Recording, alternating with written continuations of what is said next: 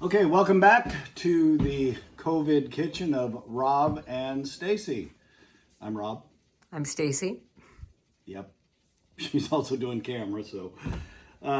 Okay, so yesterday we got this in the brine, this chicken in the brine, because we're doing this chicken because when we were in the market they had nothing but chicken, whole chickens, and nobody seems to wanted to do a chicken, so thought I'd show you how I do it. So we got the chicken in the brine, brined it overnight. It's ready to go.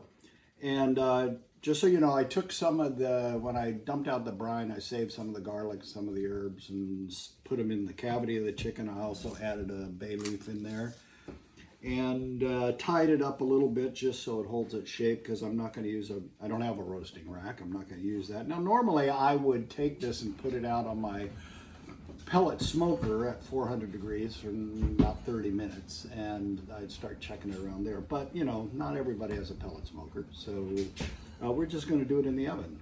And so yeah, it's pretty much ready to go. The only thing I need to do now, you can see I've made up a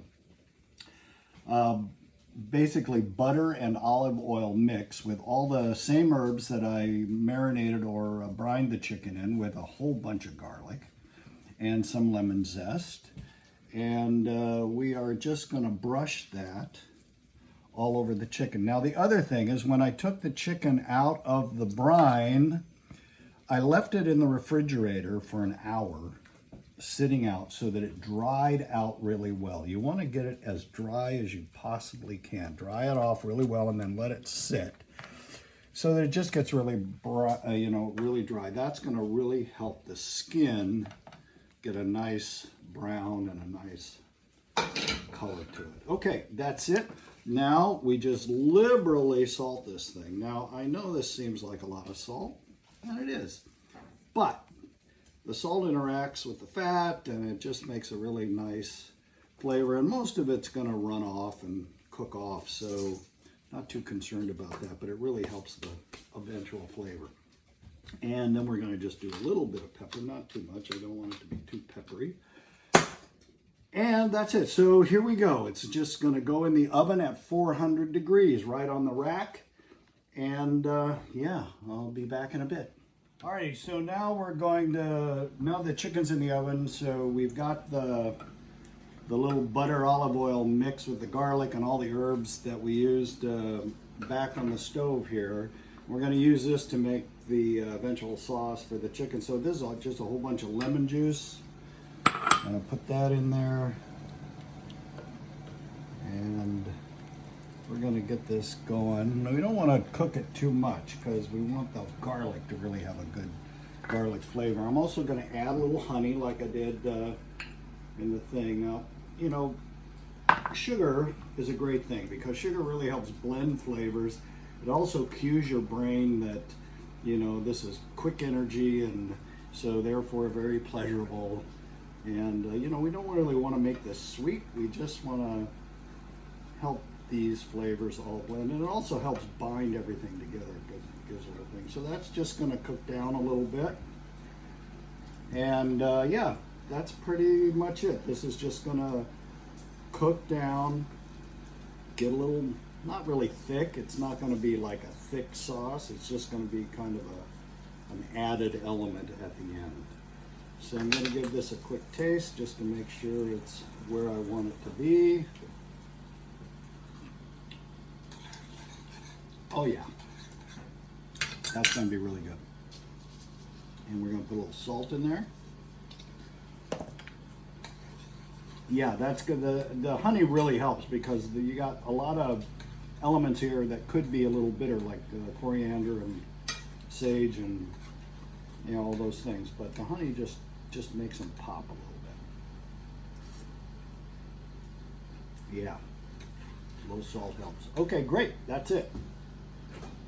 We're not even going to cook it down any more than that. We're just going to leave it like that. Now we just wait for that chicken. So while the chicken's in the oven, I'm going to sweat down some onions, put all these collard greens in there, cook those down so that we have a nice base for the chicken to sit on. And then after about 30 minutes, I'm going to check the temperature of the chicken, and it's coming along. And then at about 55 minutes, it's ready.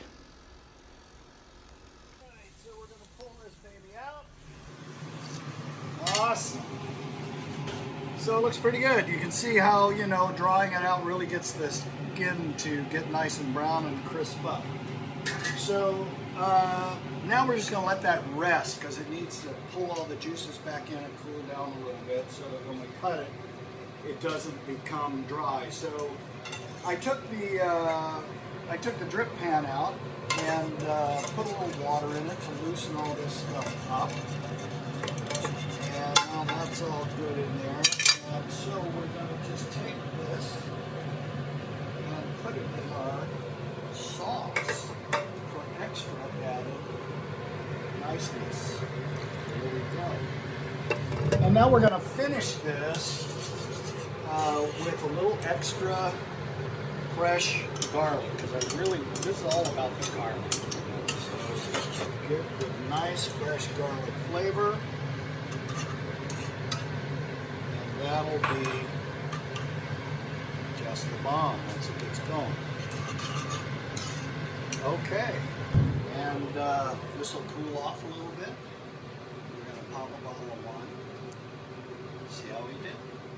Okie doke, so I like the dark meat, and oh yeah, look at how juicy that is. That is really, really good. So this will just be fantastic once I can get it out of here. Yeah. We'll see if we had cooked the breast to 180 degrees as they recommend, this thing would be way dry. But as it is, it's really juicy. That's what we want. All right, so I'm just going to take some of that. Going to take some of the collard greens here. I added a little pancetta. Did I say that? I found some of that. There we go. And then we're going to just take a little of the sauce. Just for grins. And that's it. Bon appetit from Rob and Stacy's Kovid kitchen. Yeah, I hope it's good. Looks good, smells good. I'm sure it's going to be good. And so if you want us to do more of this craziness, just let us know. And maybe Stacy will get dressed up and put on her makeup next time and actually be in the show. Cheers. Cheers, honey.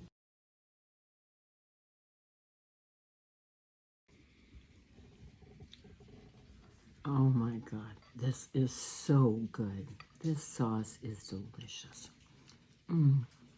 Oh,